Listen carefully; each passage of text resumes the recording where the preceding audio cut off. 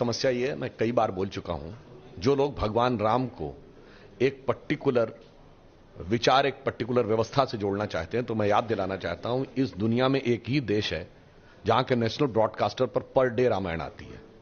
वह है इंडोनेशिया, दुनिया का सबसे बड़ा मुस्लिम देश, जहां भारत से भी अधिक रामलीलाएं खेली जाती हैं प्रतिशत के हिसाब से, जनसंख्या के प्रतिशत अगर देख लें, और सारे के सारे पात्र मुस्लिम होते हैं।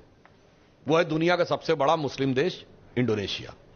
अगर कोई एक ऐसा देश है जहां की फर्स्ट लेडी मानती है कि उनकी वंशावली भगवान राम से है, तो वो है कोरिया, और जाके चेक करिए, कोरिया में 60% लोग नास्तिक हैं।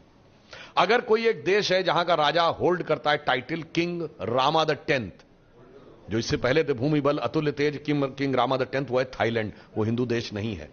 आप ये समझिए, और वेस्ट में चले जाइए तो जॉर्डन रिवर के वेस्ट बैंक पे एक बहुत बड़ा शहर है राम अल्लाह। अल्लाह समझ में आता, उसमें राम कहां से आ गया।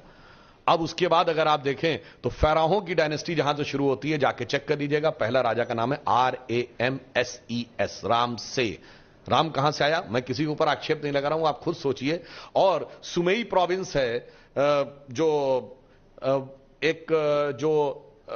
इराक और टर्की के बीच में, कुर्दिस्तान के इलाके में, उसमें एक गुफा में एक चित्र मिला है जिसमें एक भारतीय राजा मुकुट और धोती पहने हुए और ऐसे हाथ में बाण लेके खड़े हैं, धनुष लेके, और सामने एक बंदर घुटने के बल यूं बैठा हुआ, तो बताने की जरूरत नहीं कि वो कौन है।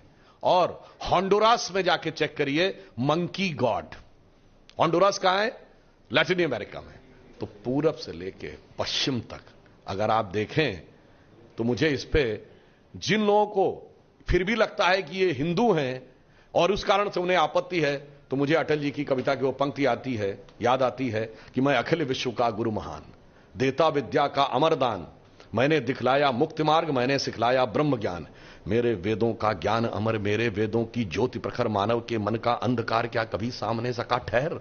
अब आगे समझिए, मेरे स्वर नभ में गहर गहर, सागर के जल में छहर छहर, इस कोने से उस कोने तक, इंडोनेशिया से लेके होंडुरास तक, कर सकते जगती सौरभ में, हिंदू तन मन हिंदू जीवन, रग रग हिंदू मेरा बल।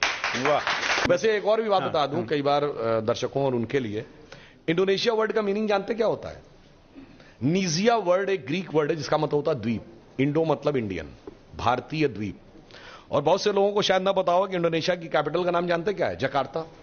इसका ओरिजिनल नाम क्या है? जयकर्ता। प्राचीन इंडोनेशिया में 2 प्रोविंसेस होते थे, जयकर्ता और योगकर्ता। आज भी जाके चेक कर लीजिएगा कि जकार्ता के जो बगल का प्रोविंस है उसका नाम आज भी योगकर्ता है। तो इससे आप समझ लीजिए कि यह प्रभाव कितना दूर तक था और संपूर्ण विश्व को मार्गदर्शन देने के लिए।